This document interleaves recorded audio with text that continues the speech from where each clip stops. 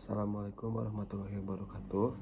Perkenalkan, nama saya Muhammad Afin Rahazan dengan NPM 22350747. Di sini saya akan mempresentasikan proposal penelitian saya untuk keperluan tugas ujian tengah semester mata kuliah Metodologi Ilmu Politik dengan dosen pengampu Bapak Subhan Agung, SIP MA. Sebelumnya terima kasih kepada Bapak Subhan Agung yang telah memberikan saya kesempatan untuk menyampaikan presentasi pada kali ini dengan judul Analisis Pandangan Politik Relawan Kota Kosong pada Pilkada Ciamis tahun 2024. Yang pertama ada latar belakang. Latar belakang penelitian ini membahas mengenai pandangan politik Barisan Relawan Kota Kosong yang terjadi pada Pilkada tahun 2024 di Kabupaten Ciamis.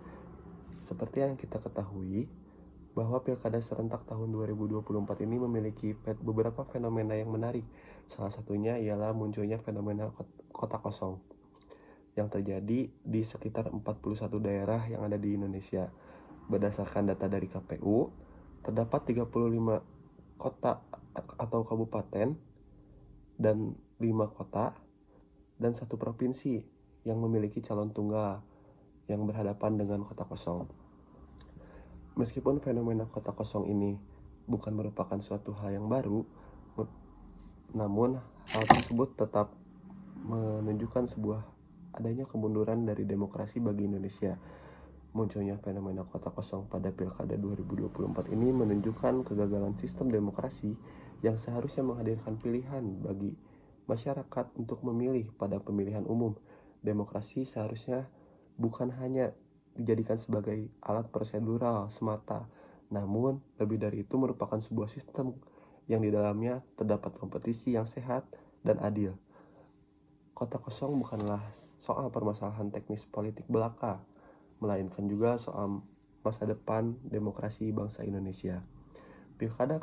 Pada Pilkada Kabupaten Ciamis tahun 2024 ini hanya terdapat 1 calon tunggal, yakni calon dengan nama Herdiat dan wakilnya yang bernama Yana, yang didukung oleh 18 partai politik, yang berarti keseluruhan partai politik ini berkoalisi gitu untuk mendukung Herdiat Yana ini.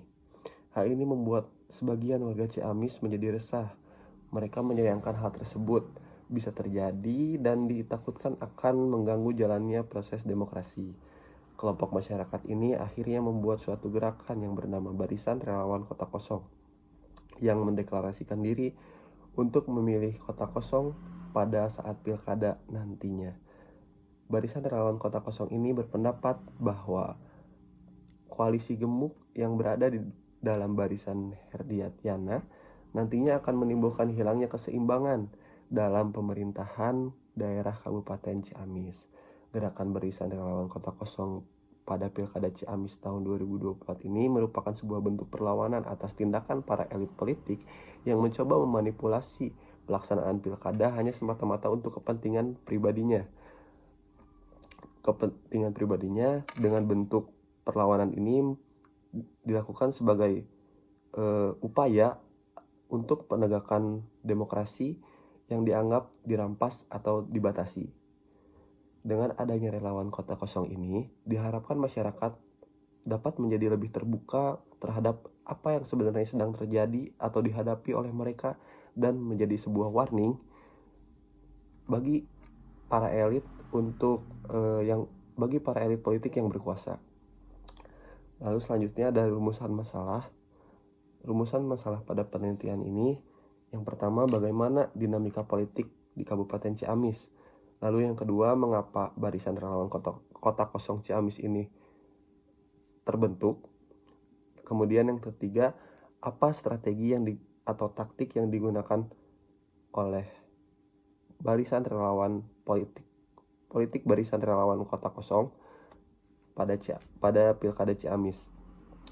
Tujuan dari penelitian ini ialah untuk mengetahui lebih jauh mengenai dinamika politik yang ada di Kabupaten Ciamis, sekaligus mengetahui alasan-alasan terbentuknya barisan relawan kota kosong di Kabupaten Ciamis sebagai bentuk perlawanan lebih jauh, untuk mengetahui strategi serta taktik politik yang digunakan oleh barisan relawan kota kosong Kabupaten Ciamis untuk meyakinkan masyarakat supaya bergabung dan memberikan pilihannya pada kota kosong pada saat pilkada berlangsung.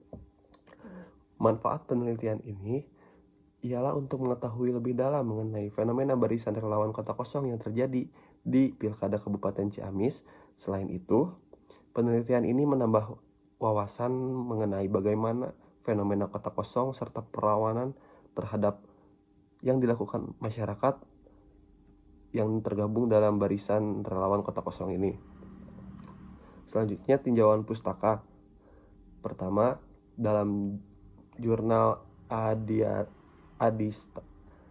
Adiasta Pemilu berjudul Fenomena Kota Kosong dalam Pemilu Kada dan Implikasinya dalam Sistem Ketatanegaraan Indonesia oleh Ahmad Gelora Mahardika. Jurnal ini bertujuan untuk menjelaskan tentang bagaimana akibat yang ditimbulkan dari adanya fenomena kota kosong atau calon tunggal dalam pemilu atau pilkada terhadap sistem ketatanegaraan di Indonesia. Partai politik yang merupakan kendaraan utama bagi para aktor politik justru mendapatkan peran yang sangat strategis dalam pemerintah yang dirasa gagal melakukan perannya. Partai politik sebagian besar memilih untuk berkoalisi, dalam hal ini cari aman dengan partai-partai lain dibandingkan mengusung kadernya gitu. Yang kedua, penelitian mengenai fenomena calon tunggal dalam pilkada oleh Endah Yuli Ekowati dengan judul Pragmatisme Politik Antara Koalisi Pencalonan dan Calon Tunggal dalam Pilkada tahun 2019. Penelitian ini bertujuan untuk mengetahui bagaimana cara-cara pragmatis yang sering dilakukan oleh partai politik serta untuk mencapai tujuan serta untuk memenuhi kepentingannya. Lalu yang ketiga, ada penelitian yang dilakukan dalam jurnal penelitian inovasi pembelajaran oleh Akbar Aba, Karim Suryadi, dan Matang yang berjudul Pendidikan Politik di Partai Politik yang Impoten. Kajian kritis fenomena calon tunggal pada Pilkada tahun 2023.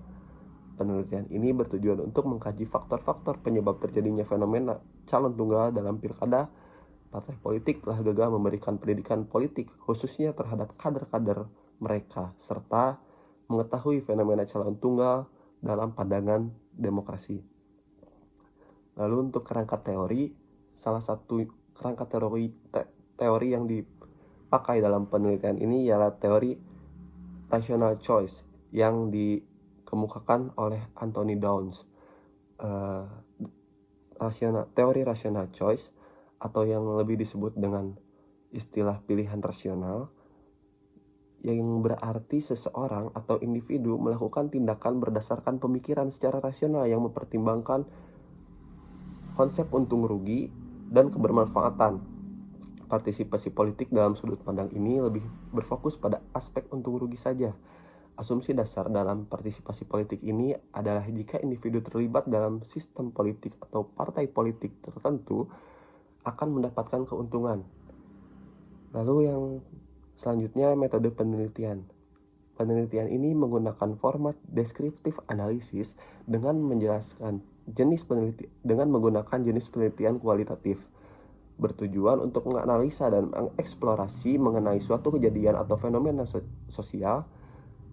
Data-data yang diteliti nantinya akan diolah berdasarkan teori yang digunakan dalam penelitian ini. Penelitian ini berusaha untuk membentuk konstruksi realitas dan mencoba memahami makna yang terkandung di dalamnya. Adapun bentuk data yang diambil merupakan kata-kata ataupun tulisan-tulisan ataupun sebuah pernyataan. Untuk metode pengumpulan data dalam penelitian ini menggunakan 3 metode pengumpulan data. Yang pertama, menggunakan metode pengumpulan data dengan cara wawancara. Yang kedua, dokumentasi, lalu yang ketiga analisis data. Mungkin sekian yang bisa saya paparkan dalam proposal penelitian saya. Mohon maaf apabila masih terdapat banyak kekurangan. Wassalamualaikum warahmatullahi wabarakatuh.